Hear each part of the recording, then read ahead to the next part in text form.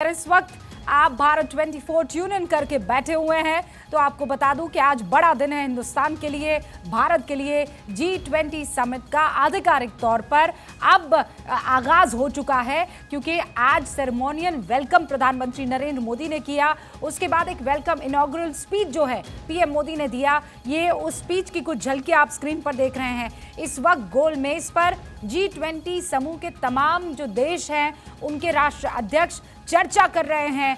अलग अलग मसले पर, मुद्दे पर बातचीत हो रही है। G20 समिट में वन अर्थ पर पहला सेशन है, उसके बाद वन फैमिली पर दूसरा सेशन पोस्ट लंच होने वाला है। लेकिन ये जो इस वक्त एक दुनिया एक परिवार, ये जो हमारी थीम है जिस पर आज G20 की बैठक का आगाज हुआ है, उससे पहले प्रधानमंत्री नरेंद्र मोदी ने एक शानदार कूटनीतिक कदम उठाया, और वो ये था कि बार बार जिस ग्लोबल साउथ पर चिंता प्रकट करते रहे प्रधानमंत्री नरेंद्र मोदी, जिस समावेशी ग्रुप्स की बात प्रधानमंत्री नरेंद्र मोदी कहते रहे हैं, ये सिर्फ कथनी नहीं है, उसे करनी में तब्दील किया है। और वो कैसे? आज जब इनॉग्रल स्पीच था तब प्रधानमंत्री नरेंद्र मोदी ने अपने बाकी तमाम G20 के सदस्य मित्रों से अनुमति मांगी और ये कहा कि हमें अफ्रीकी जो संघ है उसको G20 का हिस्सा, स्थायी सदस्य बनाना चाहिए। मैं आप लोगों की अनुमति चाहता हूं।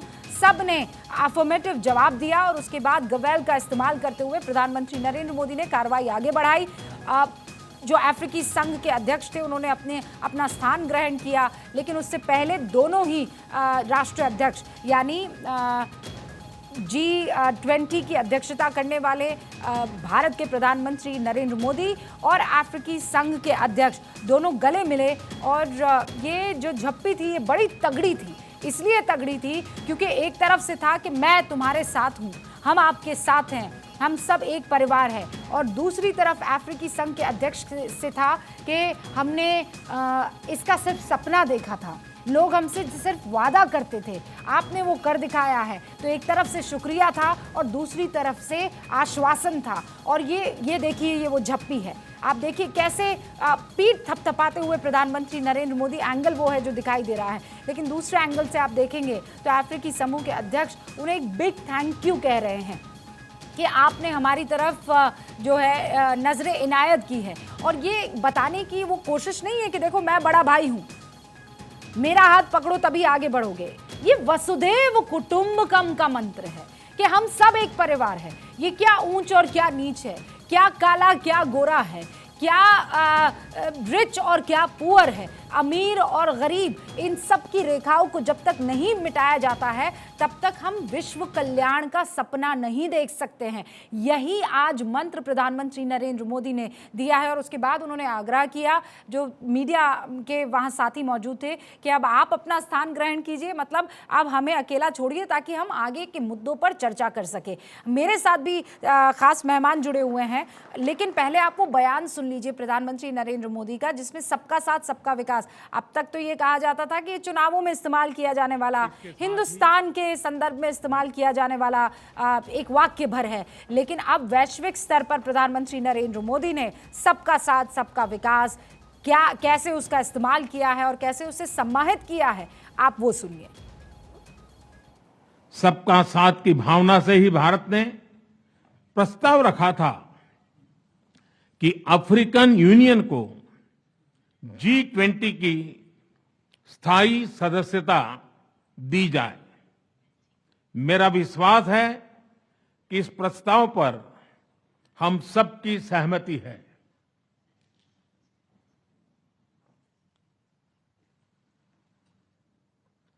आप सबकी सहमति से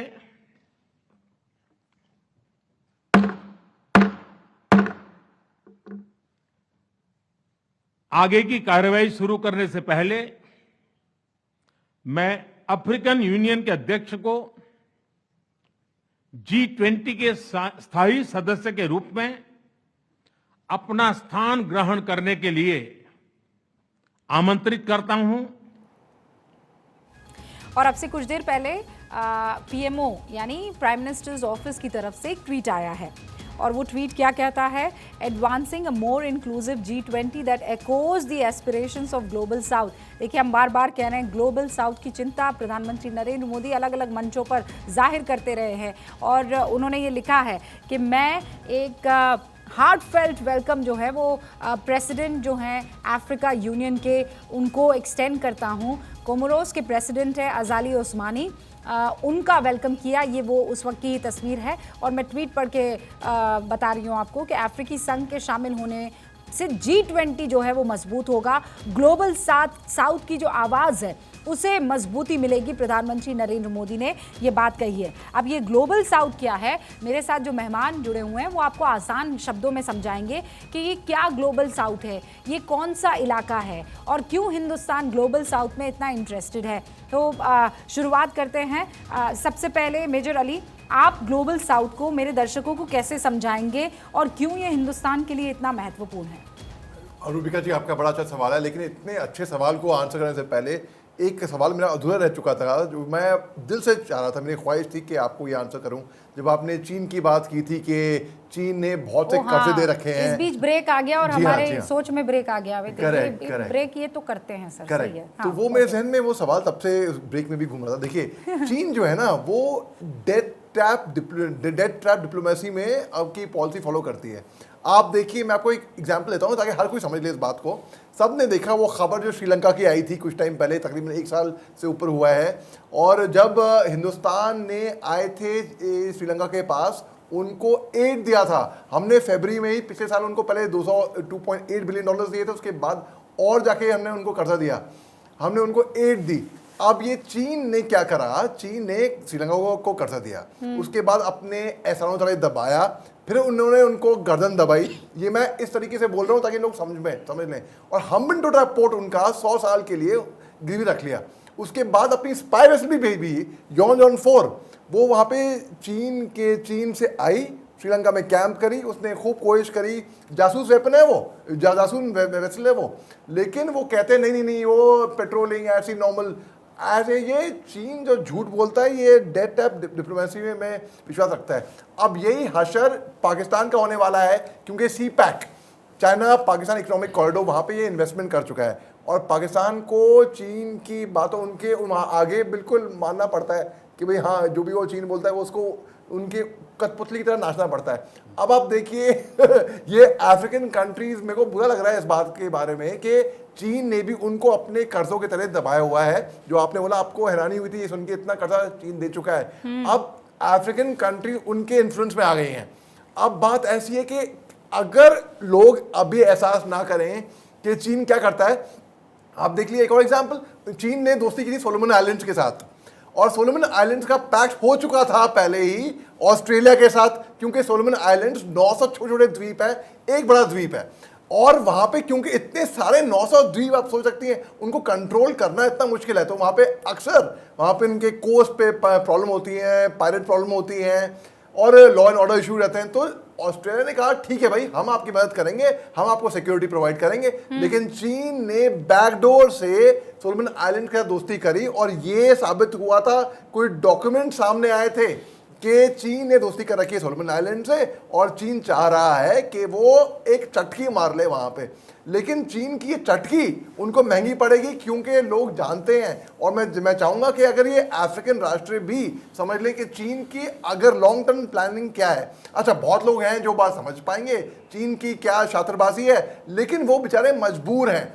अब ऐसे लोग जो मजबूर हैं उनको ताकत मिलेगी, अगर वो जैसे G20 में आ गए तो कुछ तो वही ताकत मिलेगी कम से कम। ये जो मेजर अली आप मुझे सारे किस्सा दर्शकों को भी सुना रहे हैं, इससे ना मुझे वो पुरानी हिंदी फिल्में याद आ रही है। एक मुंशी जी हुआ करता था, फिर वो पैसा जो है दे देता था, और उसके बाद वो कंगन भी माँ के ले लेता था, और कोई और तरीका नहीं होता था, षड्यंत्र बड़े रचा करता था। चीन उसी भूमिका में ग्रुप कैप्टन देवनाथ आपको इस वक्त दिखाई दे रहा है, and that is the reason India, Bharat, Hindustan ये चाहता है कि वो तमाम मुल्क जो अभी इसके उस फंदे में फंसने वाले ही हैं या फंस चुके हैं, उनको उनकी ताकत का एहसास कराया जाए, और इस चंगुल से निकाल कर, क्योंकि एक ने चंगुल में फंसाया, जो चंगुल से निकालेगा सर, वो लीडर होगा, वो विजनरी होगा, और इंडिया इज डूइंग दैट। क्या मास्टर स्ट्रोक मारा है इंडिया ने। आहा, मोदी जी ने छक्का मार दिया आज। एक ही झटके में उन्होंने चीन के जो पर थे उनको कुतर दिया है। अब जब अफ्रीकन यूनियन G20 का मेंबर बन गया है और आस्ते आस्ते ग्लोबल साउथ यानी दुनिया के कुछ दूसरे गरीब मुल्क जो कि साउथ ईस्ट एशिया के हैं, लैटिन अमेरिका के हैं, वो भी ज्वाइन करेंगे। एक ही झटके में यह तय हो गया है कि अब से अफ्रीका के जो देश हैं उनको अपने लोन के लिए यानी इन्वेस्टमेंट के लिए चीन के ऊपर निर्भर नहीं रहना पड़ेगा। एग्जैक्टली। अब से भविष्य में G20 के मार्फत अफ्रीकन यूनियन के जो देश हैं उनको वर्ल्ड बैंक से, IMF से, ADB से और दुनिया में जो दूसरे फाइनेंशियल इंस्टीट्यूट्स हैं उनसे आसान किस्तों में, आसान शर्तों में लोन मिलेगा ताकि वो अपने यहाँ पर खुद से इंफ्रास्ट्रक्चर डेवलप कर पाएँ। अफ्रीका के लोग बहुत मेहनती हैं, उनके पास सिर्फ दो चीज़ नहीं है, एक तो टेक्निकल नॉलेज और दूसरा इन्वेस्टमेंट पर्पस के लिए पैसा। सर इसी साल की शुरुआत में आप याद कीजिए ना, ग्लोबल साउथ मुल्कों का हमने एक आयोजन किया था और उसका नाम रखा था global south centre for excellence. प्रधानमंत्री नरेंद्र मोदी ने उस ग्लोबल, और उसमें 121 देश के आसपास आए थे विनोद शुक्ला जी, और उसमें जब पहली बार हम सबको भी इस बात का एहसास हुआ था कि ये what is this global south, इसके बारे में फिर लोगों ने गूगल किया था, पता लगाया था कि ये तो विकासशील गरीब देश हैं जिनकी तरफ बड़ी जहाँ बहुत गुर्बत है, गरीबी है, और जो ये जितने भी बड़ी कंट्रियां हैं, जितने भी डेवलप्ड नेशन हैं, उनकी तरफ ऐसे देखते हैं कि कुछ रहा तो दे देंगे भैया, वरना खुद अपना काम करते रहो। जी रूबिका जी, मैं इसको बहुत उससे तरह से बताने की कोशिश कर रहा हूँ। आप ग्लोब की कल्पना कीजिए। ग्लोब को अगर आप वर्टिकली डिवाइड कीजिए तो जो ऊपर का हिस्सा है वो ग्लोबल नॉर्थ हुआ, इसमें यूरोपियन कंट्रीज से लेकर के ज़्यादातर डेवलप्ड कंट्रीज हैं, और नीचे का हिस्सा जिसको ग्लोबल साउथ दिया जाए, मतलब इक्वाडोर जो है उसके नीचे, जी इक्वेटर के माफ कीजिएगा, बिल्कुल इक्वेटर के नीचे वाला हिस्सा, उनको मोटा मोटी ग्लोबल साउथ कहा जाता है। और वो सारे ऐसे देश हैं जो गरीब देश हैं जिनके पास रिसोर्सेज, उसमें बहुत सारे ऐसे देश हैं जिनके पास रिसोर्सेज हैं लेकिन उनके पास पैसा नहीं है कि इन्वेस्ट करके उन रिसोर्सेज को, नेचुरल रिसोर्सेज की बात कर रहा हूँ। तो ये इनकी वॉइस भारत बना है, जिसकी आप बात कर रहे हैं कि ग्लोबल साउथ को लेकर के अभी 2 महीने पहले एक कन्वेंशन हुआ था ऑनलाइन, जिसमें लगभग 121 120 से ज़्यादा, हाँ 120 या ऐसे ही देश, खैर वो नंबर मैटर नहीं करता है। No, I'm sure it was 120 plus. हाँ 120 प्लस, ठीक है, वही। तो वो सारे देश जमा हुए थे और उन्होंने अपनी जो भी मुश्किलें हैं, जो भी उनके स्ट्रॉन्ग पॉइंट्स हैं, वो सारी चीज़ें साझा हुई थी। हाँ। और प्रधानमंत्री इस पूरे मिशन को लीड कर रहे थे और उस समय बड़ी गहमा गहमी थी कि ये अचानक क्या हो गया, ग्लोबल साउथ क्या है और किस तरह का है। लेकिन ये कल्पना करना अपने आप में ये प्रधानमंत्री के विज़न को बताता है, या भारत का जो लॉन्ग टर्म प्लानिंग है, जो बार बार जो हमारी टैगलाइन है वसुधैव कुटुंबकम की, जो लोग पीछे छूट गए हैं, या अगर इसको पॉलिटिकली कह लीजिए तो जो भाजपा का दीनदयाल उपाध्याय जी का आखिरी आदमी तक पहुंचने की मुहिम है या कोशिश है, उसको भी विकास की मुख्य धारा में, ये उसी मुहिम का हिस्सा है कि जो लोग पीछे छूट गए हैं विकास में, उनको साथ लेके चला जाए, उनके विकास की भी बात कर जाए, इसलिए कि ये सब का विकास एक दूसरे के साथ जुड़ा हुआ है। जब हम ग्लोबल वर्ल्ड उसमें जुड़े हुए हैं तो हम, ऐसा नहीं है कि हम सिलोस में डेवलप कर सकते हैं। और चूंकि इंटरनेट के ज़माने में या बहुत सारे ऐसे चीज़ें हैं जो एक दूसरे को लिंक करती हैं, तो उसमें आप अलग विकास नहीं कर सकते हैं। और अगर इस मुहिम में हम दूसरे को भी विकास के रास्ते पर या एक ट्रैक दे पाने में कामयाब हो रहे हैं, तो वही कोशिश भारत कर रहा है। और उस कोशिश का हिस्सा है कि जो हमने ग्लोबल साउथ को लेकर के कॉन्फ्रेंस किया था, उसी का बड़ा हिस्सा, जिसको अफ्रीकन यूनियन के नाम से, अफ्रीकी संघ के नाम से 55 देशों का एक समूह है, उसको यहाँ इस G20 में जोड़ने में भारत ने कामयाबी हासिल की है। और ये कुल मिला करके ग्लोबली सबके विकास के, सारे देश जो गरीब हैं उनके विकास के लिए ज़्यादा मुफीद और ज़्यादा उपयोगी साबित होगा, ऐसा लग रहा है, और ऐसा मुझे लग रहा है कोशिश वही है जी। और जब आपने कहा तब मैंने कोशिश की कि मैं उस पर ज़रा सा दर्शकों को ये बता सकूं जिस ग्लोब का आप जिक्र कर रहे थे। इनफैक्ट मैं पीसीआर से कहूँगी और मेरी टीम से ये अनुरोध है कि आप ज़रा दर्शकों को पूरा वर्ल्ड मैप के ज़रिए हम ताकि ये बता सकें कि ग्लोबल नॉर्थ जो ऊपर वाला पूरा हिस्सा है जिसे डेवलप्ड नेशन कहा जाता है, और एक दूसरा निचला हिस्सा है जिसे ग्लोबल साउथ कहा जाता है। अब इसको अगर मैं क्लिक करने जाऊंगी तो बहुत डिटेल में मुझे नहीं पता कितना आ पाएगा। हाँ, नक्शा ये मैं भेजता हूँ। अच्छा, आप मुझे वो नक्शा भेजिए ताकि मैं उसका जिक्र जो है कर सकूं और मेरे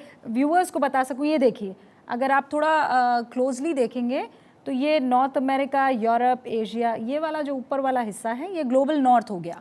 सारे ज़्यादातर डेवलप कंट्रीज, ये सारे के सारे जो हैं वो डेवलप्ड नेशन हैं। और नीचे की तरफ आप देखेंगे ना, ये साउथ अमेरिका आ गया, अफ्रीका आ गया, ये वो इलाके हैं। ऑस्ट्रेलिया को आप यहाँ साइड छोड़ दीजिए तो हाँ, ये ऑस्ट्रेलिया को छोड़ दीजिए, ये हल्के येलो रंग में है। 3 देश को अलग करना और जापान को भी आप अलग कर दीजिए। लेकिन बाकी सब जो है ये डेवलपिंग मुल्क है, इसे ग्लोबल साउथ कहा जाता है। अब प्रधानमंत्री नरेंद्र मोदी जो है वो ये कह रहे हैं कि इस ग्लोबल साउथ में बहुत पोटेंशियल है। अब ये जो डेफिनेशन है और ये जो लाइन आपने खींची हुई है ना, ग्लोबल नॉर्थ डेवलप हो गए और ग्लोबल साउथ तो डेवलपिंग है, ये सब अब बदल जाना चाहिए। इस रेखा को मिटाने के लिए ये कितना महत्वपूर्ण है, मेरे चारों जो मेहमान यहाँ पर मौजूद हैं ये ज़रा बताएंगे। ग्रुप कैप्टन पांडे, मैं आपसे शुरुआत करती हूँ आसान शब्दों में। आप अगर मुझे समझा पाए और दर्शकों को समझा पाए, क्या ये मईन रेखा जो है वो अब धुलमिल या धुंधली होने के कगार पर है आज G20 में शामिल होने के बाद? निश्चित रूप से हम उस दिशा में बढ़ रहे हैं। मैं अली, मैंने आपको भेज दिया व्हाट्सएप, आप भेज दिया उनको। हाँ। ये देखिए, बहुत ही महत्वपूर्ण जिस प्रकार से सरल भाषा में समझाने का प्रयास किया गया कि ग्लोबल साउथ क्या है। पहले तो साउथ शब्द जो है उत्तर भारत जिसे नक्शे को काटा जाए तो उसमें है, और जो परिभाषा जो दी गई थी इसकी कि विकासशील विकसित देशों के जो साउथ में नीचे जो देश हैं वो ग्लोबल साउथ कहलाएंगे। और वो क्योंकि वो इक्वेटर वाली लाइन के लगभग आसपास ही आते हैं तो वो जो डेफिनेशन दी जा रही है वो बिल्कुल सही बैठती। अब रही बात कि इतनी ज़्यादा हम क्यों उत्साहित हैं और क्यों इसको हम अचीवमेंट मान रहे हैं, क्यों ये माइलस्टोन है, मील का प्रस्तर है भारत के लिए, क्योंकि इस क्षेत्र में जो विकसित देशों ने जो है कहे पूरा दोहन करने का प्रयास किया। स्पेशली साउथ में अफ्रीका यूनियन की बात कर रहा हूँ, वहाँ पर डायमंड्स, खनिज पदार्थ, लकड़ी और अन्य जो बहुमूल्य चीज़ें थी वहाँ से वो ले जाते रहे खुद।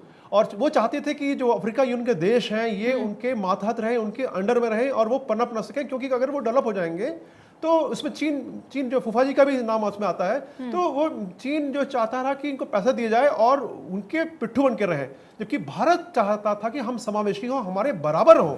1950, 1960 और 70 के दशकों में जिस प्रकार से भारत ने उस क्षेत्र में अफ्रीका यूनियन में जिस प्रकार से हमने आगे बढ़ने का प्रयास किया, उनको जो उनको सुविधाएं देने की कोशिश की, उनको सरल बनाने की कोशिश की, अपने साथ लाने की कोशिश की। मतलब अब जब हम इस पर और डिस्कशन कर रहे हैं ग्रुप कैप्टन, तो मुझे लग रहा है कि ये तो जैसा देवनाथ जी कह रहे थे, ये गजब का मास्टर स्ट्रोक है। मतलब आपने एक लीडर की भूमिका, भाई यहाँ तो आपस में सारे लड़ते ही रहते हैं। फ्रांस बोलता है मैं बड़ा, अमेरिका बोलता है मैं बड़ा, रशिया बोलता है मैं बड़ा, चाइना बोलता है मैं बड़ा, और इन्होंने ऑर्बिट ही शिफ्ट कर दिया। मैं एक और महत्वपूर्ण बात दूं कि जो फूफा जी का जो एंगल बचा हुआ है, हाँ। देखिए जो इस अफ्रीका संघ का जो नेतृत्व करने का, एक second Vinod ji, you know who is फूफा जी? चाइना। हाँ, हम लोग 2 दिन से चर्चा कर रहे हैं, 3 दिन से चर्चा में है। तो ये इस क्षेत्र का नेतृत्व करने की होड़ है चाइना के और भारत के बीच में, और अफ्रीका संघ नहीं चाहता कि चाइना के साथ जाए, क्योंकि उसकी नीतियां ऐसी रही हैं कि आप पहले गलबियां करो, उसके बाद उनको जो है दोहन करो। और भारत जो है हमेशा, जैसे कि हमारे डीएनए में हम बार बार उस ब्रह्म वाक्य को रिपीट कर रहे हैं कि हम अपने परिवार को, पूरा विश्व को परिवार मानते हैं, और परिवार में अगर हमारा एक भाई जो है कमजोर है तो हम चाहते हैं उसको साथ में लाना, अपने साथ बराबर लाके रखना और वो उस क्षेत्र में सहायता करना जहां वो कमजोर हो रहा है, ताकि पूरा परिवार जो है वो सशक्त हो सके और विकसित हो सके। मैं एक छोटा सा ब्रेक ले रही हूँ, और ये जिस जमीन के टुकड़े पर हम रहते हैं ना, जिसे भारत कहते हैं, उसको ऊपर वाले ने हर चीज से बख्शा है, हर नेमत से बख्शा है, और इसीलिए देखे इकलौता भारतवंशी है जिसे कहीं बाहर जाने की जरूरत नहीं पड़ी।